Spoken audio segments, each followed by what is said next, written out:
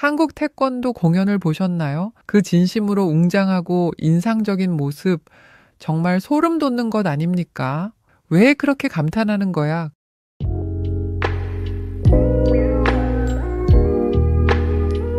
그게 무술이라고 볼 수 있을까? 태권도는 수련하고 연마하는데 높은 수준의 기술과 헌신이 필요한 스포츠인데 그게 무슨 말이냐고. 당연히 품새와 격파는 멋있지만 만약 실전 격투기에 초점을 맞추면 태권도는 약할 것 같지 않아? 태권도는 중국 무술을 훔쳐서 만든 아류작이라고 생각해. UFC에서 보지 못했나? 태권도는 실전에서 절대 뒤지지 않아. 이런 이상한 논리를 진지하게 펼치는 중국인들의 말은 어제 오늘의 일이 아닙니다. 주말에 친구들과 모여서 최근에 본 영상들에 대해 이야기를 나누고 있었는데 그 중에 제가 보여준 것은 바로 태권도 공연의 영상이었습니다. 그런데 옆 테이블에서 술을 마시던 중국인들이 우리의 대화에 끼어들며 아무런 근거 없는 논리를 펼치기 시작했습니다. 그들의 말에 화가 치밀어 올랐지만 함께한 친구들이 저를 말리며 겨우 참았습니다. 만약 제가 조금이라도 절제력을 잃었다면 아마도 큰 사건이 발생했을 것입니다. 안녕하세요. 저는 태권도를 가르치는 사범인 로사입니다. 최근 영국의 유명한 TV 프로그램인 브리튼스 갓 탤런트에서 한국의 태권도 팀이 대단한 성과를 거두고 있습니다. 그들의 공연이 유튜브와 각종 SNS에서 화제가 되어 심지어 미국에서도 이야기가 되고 있습니다. 저는 현재도 태권도 사범으로 활동하고 있기 때문에 태권도 공연에는 더욱 관심이 가는 편입니다. 그 팀이 무대에 오를 때마다 그들이 어떻게 더 높은 수준의 퍼포먼스를 선보일 수 있을지 궁금해집니다. 그들이 결승전에서 선보인 공연은 정말 흥미롭고 감동적이었습니다. 음표가 그려진 천막 뒤에서 날아오르는 모습, 그리고 그들이 보여준 10단 콤보는 정말 놀라울 정도였습니다. 공중에서 연속으로 송판을 격파하는 모습은 마치 눈에 안 보이는 계단이 있는 것처럼 보였습니다. 축포를 쏘고 송판을 깨더니 무려 5m 높이의 송판을 날아서 격파해버리는 모습은 경이로웠습니다. 그들의 공연은 두려움을 느낄 정도로 웅장했습니다. 심사평에서 그들의 무대에 담긴 노력과 헌신이 모두 느껴진다고 언급한 것은 정말 감동적이었습니다. 실제로 보면 얼마나 더 웅장하고 감동적일까요? 창의적이고 기술적이며 예술적인 그들의 무대는 최고의 결승전이었다는 평가를 받았습니다. 2024년 브리튼스 갓 탤런트의 우승은 하지 못했지만 그들은 정말 가슴을 웅장하게 하는 대한민국의 용감한 청년들이었습니다. 사실 영국에서도 태권도가 큰 유행임을 알려지지만 미국에서의 태권도 인기는 이를 뛰어넘는 것으로 알려져 있습니다. 미국에서의 한국 태권도 공연이 유명해진 것은 사실이며 그 중에서도 특히 아메리카 갓 탤런트에 등장한 한국 태권도는 21년도를 거슬러 올라가야 합니다. 공연에서는 태권도의 강력한 힘을 보여주는 하늘을 나르며 송판을 격파하는 장면과 함께 화려한 날아차기를 선보였습니다. 이러한 높은 수준의 공연은 한국 세계태권도연맹 시범단팀의 태권도 공연이었습니다. 사실 이 공연팀은 이전에도 골드버저를 받아 결승에 나갈 수 있었지만 코로나 바이러스의 확산으로 인해 공연이 무산되었습니다. 이에 그들은 올림픽에서 보여주어야 했던 공연을 코로나로 인해 보여주지 못하였으며 그 대신 프로그램에 참여하였습니다. 이 공연을 통해 그들은 놀라운 자신감을 보여주었습니다. 심사위원 중 한 명인 하비는 그의 딸이 태권도 검은띠라며 기대에 찬 표정으로 공연을 지켜보았습니다. 그는 도대체 몇 장을 깨는 거야? 라며 엄청난 송판 격파에 감탄했습니다. 소피아 심사위원은 이에 물개 박수를 치면서 환호하였습니다. 공연 중 하늘을 날아 송판을 격파하는 순간은 마치 슬로모션으로 보는 듯한 느낌을 주었습니다. 그리고 그들이 격파한 후에는 2바퀴나 뒤로 돌아서 착지를 하는 엄청난 장면을 선보였습니다. 이는 그들의 파괴력과 점프력을 증명하는 놀라운 공연이었습니다. 심사위원인 사이먼은 이를 보고 수년 동안 본 공연 중에서 최고였다고 말하며 태권도는 싸움이 아니라 자신감과 존경을 보여주는 무대였다고 칭찬하였습니다. 비록 이 공연이 올림픽이나 금메달을 따는 무대는 아니었지만 그는 금메달을 받기에 충분한 공연이었다며 골드버저를 눌러주었습니다. 이어서 23년 올스타전에서는 엄청난 격파와 함께 시작되는 공연을 보여주었습니다. 이때는 중국이 카피한 무대를 원조가 다시 보여준다는 의지를 담아 더 박력 넘치는 무대를 선보였습니다. 이로 인해 한국의 태권도는 힘이 다르다는 평가를 받았습니다. 중국과는 결이 다른 무대 퍼포먼스, 여사범님들의 고공낙하 격파 시범은 정말로 입이 떡 벌어지게 만들었습니다. 이에 대한 반응은 정말 믿을 수가 없다는 것이었습니다. 송판에 2번이나 얼굴을 맞은 사이먼은 한 단계 더 높은 수준의 공연을 보여주었다며 극찬하였습니다. 그는 한국어로 대박을 외치며 결승전에 가야 한다는 평가를 내렸습니다. 이러한 평가는 공연팀에게 큰 자부심을 주었을 것입니다. 보통 태권도 사범이라고 하면 대개 남자 사범을 떠올리시겠죠? 저는 그런 통념을 깨뜨리는 여성 태권도 사범입니다. 전 10살 때부터 태권도를 배우기 시작해 이제는 그 경험이 벌써 17년이 되었습니다. 아주 어렸던 초등학교 시절부터 시작된 제 태권도 인생이지요. 그 이야기를 시작하기 전에 사실 저는 원래 운동에 관심이 전혀 없는 여학생이었습니다. 운동을 좋아하지 않던 저는 당연히 학교 생활도 잘 못하는 편이었습니다. 초등학교 시절에 저는 친구도 없고 은근히 따돌림을 당하는 아이였습니다. 그런 저를 따돌리는 이유는 제가 혼혈이었기 때문이었습니다.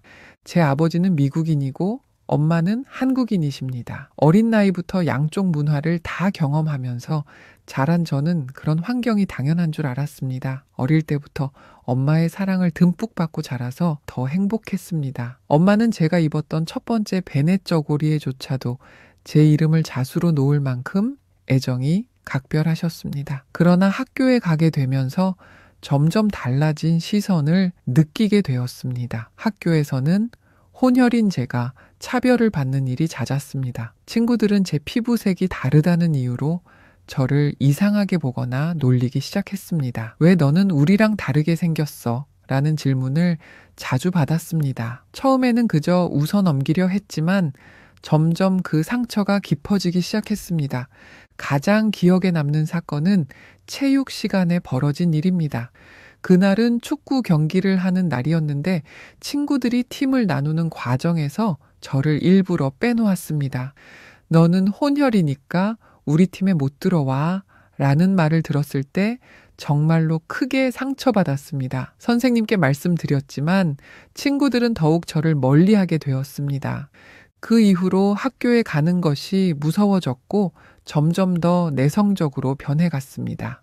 다른 친구들은 저를 다르게 보았고 그 때문에 왕따를 당하기도 했습니다. 혼자 있는 시간이 많아지면서 점점 더 외로워지던 때였습니다. 그렇게 얼마나 시간이 지났을까요? 어느 날 엄마가 제 방 청소를 하시다가 제가 일기장에 적은 이야기를 보게 되셨습니다. 엄마는 제게 미안하다고 말하시며 그래도 가만히 있는 것보다는 다른 방법을 찾아보자고 하셨습니다. 그런데 그 방법이 바로 태권도였습니다. 엄마는 태권도를 배우면 자신감이 생길 것이라고 말씀하셨습니다. 처음에는 그 말이 이해가 되지 않았습니다. 태권도가 뭐길래 자신감을 가질 수 있다는 건지 이해가 되지 않았습니다. 그런데 엄마가 저렇게까지 권하는 것을 보며 뭔가 믿음이 있어야겠다는 생각이 들었습니다. 그래서 결국 도장에 가서 수업을 듣게 되었습니다. 도장에서 사범님이 가르치는 모습을 보며 저도 도복을 입고 따라하기 시작했습니다. 처음에는 몸이 말을 듣지 않아서 많이 넘어지고 다쳤지만 점점 더 연습하면서 실력이 늘어갔습니다. 특히 사범님께서 잘하고 있어, 포기하지 마 라는 격려를 해주셨습니다.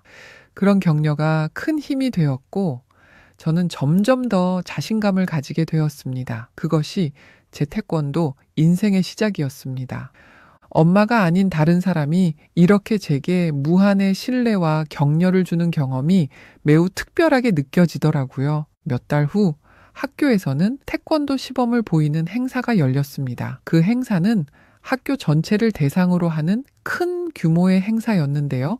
보통 학생들의 열정과 능력을 보여주는 이런 행사에서는 사범님들이 핵심적인 역할을 합니다. 그날의 사범님은 저에게도 시범을 보여달라고 부탁하셨습니다. 이 요청은 저에게 큰 부담이었고 솔직히 말하면 제 마음은 많이 떨렸습니다. 저는 사실 그런 큰 무대에서 시범을 보이는 것에 대한 경험이 전혀 없었기 때문입니다. 거절하고 싶은 마음도 있었지만 사범님의 부탁을 거절할 수 없었습니다. 그리고 그런 마음가짐으로 무대에 올라갔습니다. 하지만 무대에 올라서 발차기를 하는 순간 제 발이 헛디뎌서 바닥에 넘어졌습니다.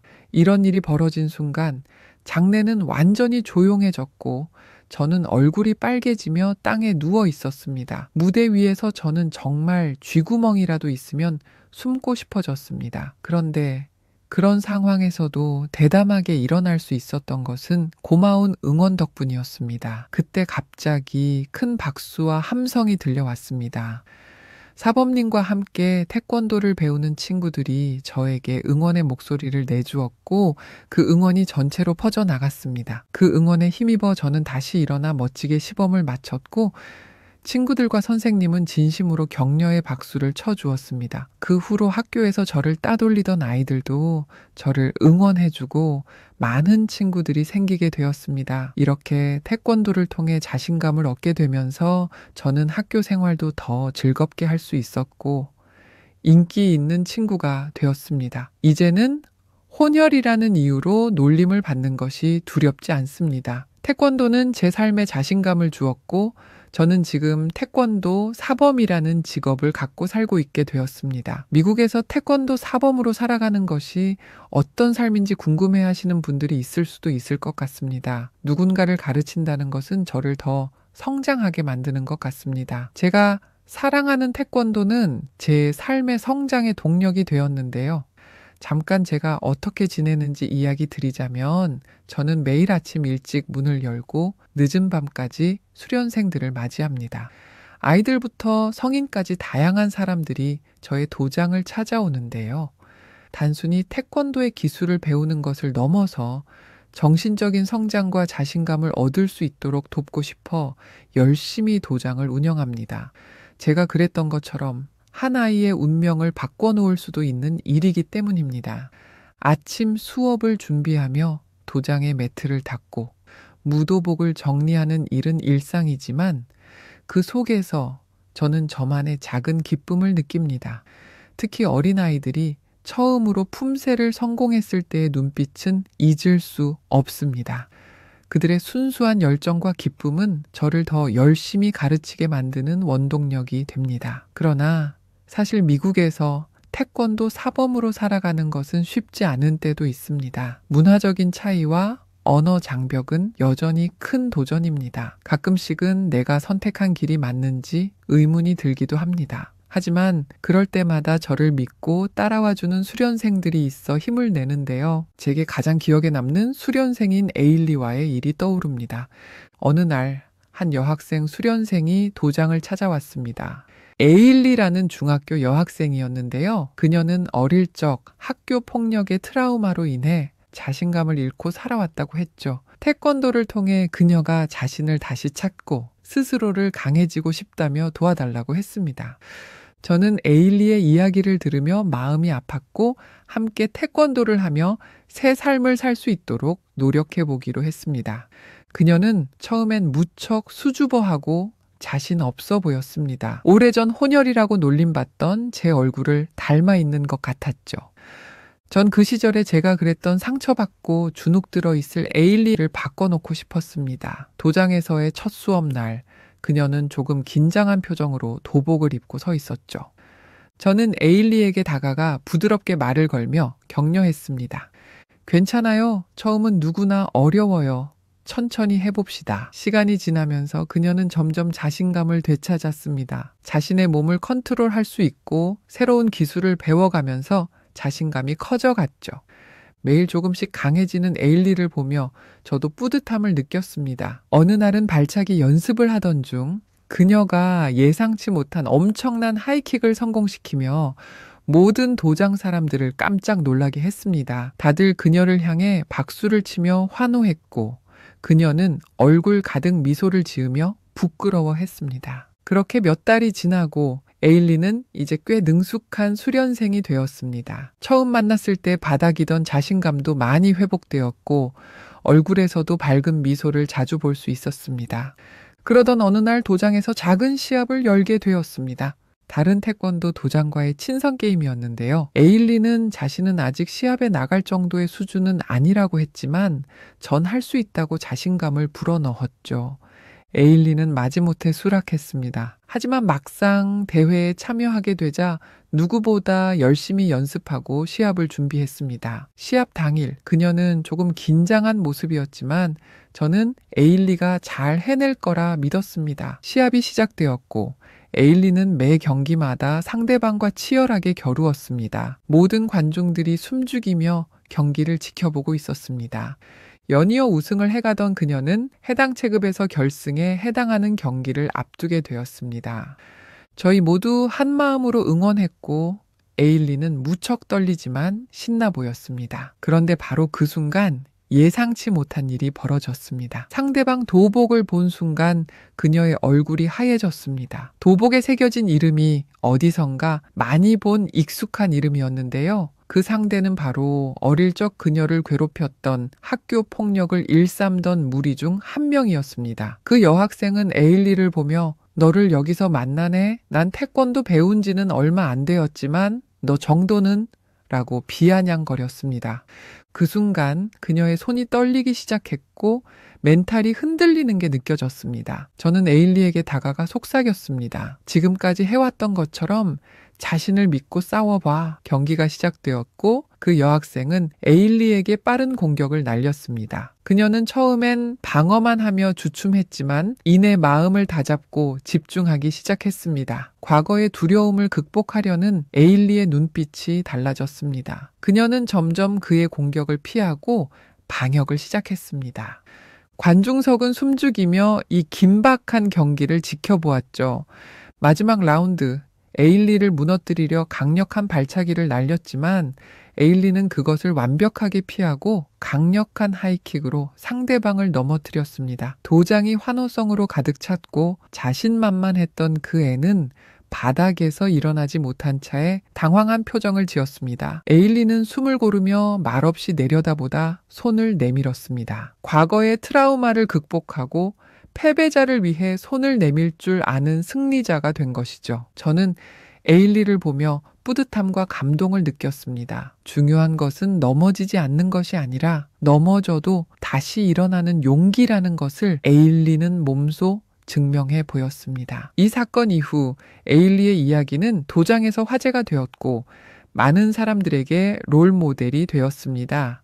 어느 날 국기원에서 연락이 왔습니다. 그들은 그녀의 이야기를 듣고 깊은 감명을 받아 특별히 에일리를 국기원 초청 수련 프로그램에 초대하고 싶다고 했습니다.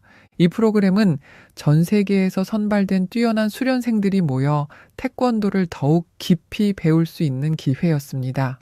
에일리는 초대를 받았다는 소식에 눈물을 글썽이며 내게 고마움을 표했습니다. 전 웃으며 에일리에게 말했죠. 당신이 여기까지 온 것은 모두 당신의 노력 덕분입니다. 자랑스럽습니다. 한국에 가서도 잘 해낼 거라 믿어요. 그리고 중요한 사실을 이야기해 줬죠. 바로 제가 동행하게 될 거라는 것을요. 저희는 한국에 가기 전에 한국 음식에 익숙해져야겠다고 생각했습니다. 그래서 핫한 한국 식당에 가기로 했죠. 음식, 분위기 모두 만족이라 핫플레이스가 되었다는 식당이었는데요.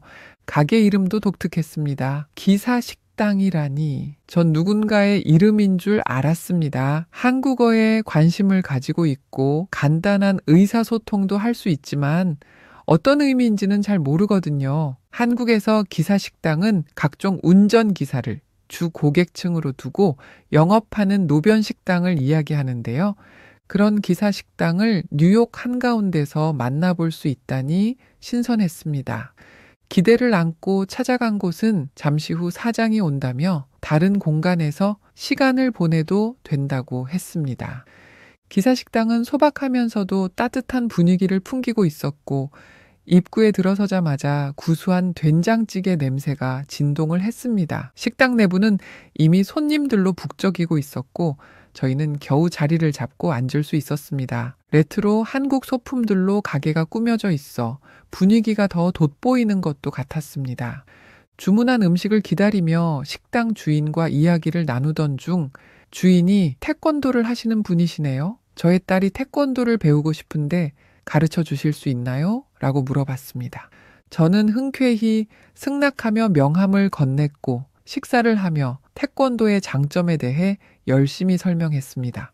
음식이 나오고 저는 맛있게 식사를 마친 뒤 식당을 나섰습니다. 그때 식당 주인이 후다닥 달려 나오며 저기요, 지갑을 두고 가셨어요 라고 외쳤습니다. 저는 깜짝 놀라 돌아와서 지갑을 받아들고 감사의 인사를 전했습니다. 역시 양심 있는 한국인들.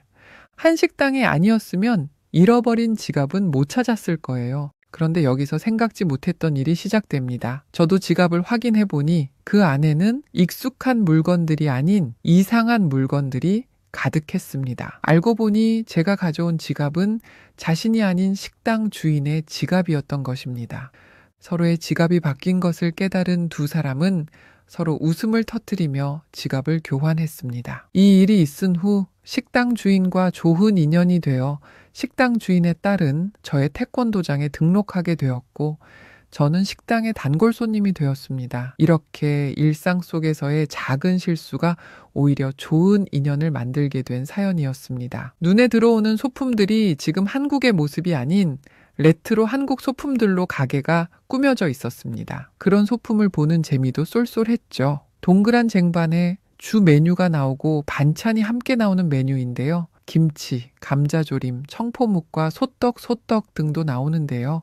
다른 가게는 사이드 메뉴에 다 각각 돈을 내야 하는데요. 여기는 유복까지 반찬이 포함된 한 상에 4만 원이 좀 넘는 가격이죠. 한국 사람들은 비싸다고 여길 수 있지만 뉴욕 물가를 생각해보면 오히려 구성이 푸짐하고 맛있는 거랍니다. 정말 반찬이 하나같이 이렇게 다 맛있을까요? 한국에 가보지 않았지만 마치 한국에 와 있는 것 같은 분위기와 맛을 느낄 수 있었습니다. 저희는 제육볶음과 보리 열무 비빔밥을 먹었는데요. 역시 한식, 먹으면 먹을수록 건강하고 맛있었습니다. 한국에서 직접 공수한 김이라서 그런지 짭조름하고 고소한 김의 맛이 풍미가 뛰어났습니다. 저희는 맛있게 식사를 하고 있다가 저희가 나누는 태권도 이야기에 발끈한 중국인 때문에 입맛을 잃었습니다. 태권도 영상을 서로 보여주며 즐겁게 식사하고 있었는데 어이없는 논리에 간섭까지 하다니 정말 밥맛이 뚝 떨어졌습니다. 음식을 거의 다 먹었기에 다행이지 아니었으면 상상하기도 싫네요. 음식을 거의 다 먹은 저희는 가게를 나가려다 이상한 기계를 발견했습니다. 에일리는 앞에서 멍하니 서서 기계의 구조를 한참이나 살펴보더니 저에게 묻더라고요. 이거 어떻게 작동하는 거야? 저는 동전을 넣고 버튼을 누르면 커피가 나오는 방식이라고 설명해 줬어요. 에일리는 고개를 끄덕이며 지갑을 꺼냈습니다.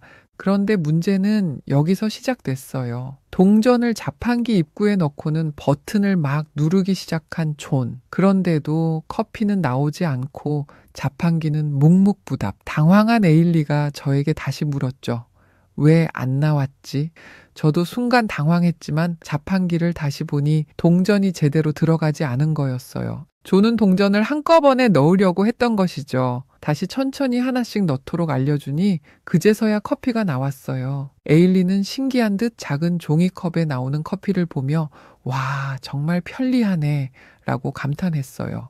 하지만 여기서 끝이 아니었죠. 커피를 마시던 에일리가 갑자기 컵을 들고 흔들기 시작했어요. 왜 이리 작아? 라며 한국의 작은 커피잔에 놀란 거예요. 미국에서는 이거 3배는 더 큰데? 라고 말하며 웃었습니다. 결국 그 작은 컵으로 커피를 여러 번 뽑아 마시며 자판기 앞에서 한참을 보냈답니다. 자판기 커피에 푹 빠진 에일리를 보니 웃음이 절로 나오더라고요. 나중에는 자판기 커피 맛에 완전히 반해버린 에일리, 이 자판기 커피 너무 좋아 라고 하면서 자판기 커피 한 잔을 더 뽑아 마시더라고요. 저희는 그렇게 마지막 커피까지 마시며 식당을 나섰습니다. 저희는 태권도를 사랑하고 한식을 사랑하는 뉴요커입니다. 국기원의 초청으로 한국에 가게 되는 건 정말 영광이에요. 한국에 직접 가볼 수 있는 기회는 흔치 않으니까요. 한국의 물가가 미국보다는 착하니 더 많이 맛있는 음식을 먹을 수 있을 거라 기대됩니다. 그리고 한국 태권도 시범단이나 사우라비와 같은 태권도 공연을 실제로 직접 보고 싶네요. 그렇게 할 수 있는 날이 어서 오길 바랍니다. 다음에 한국에 실제로 다녀간 이야기를 들려드리겠습니다. 오늘 이야기 들어주셔서 감사합니다.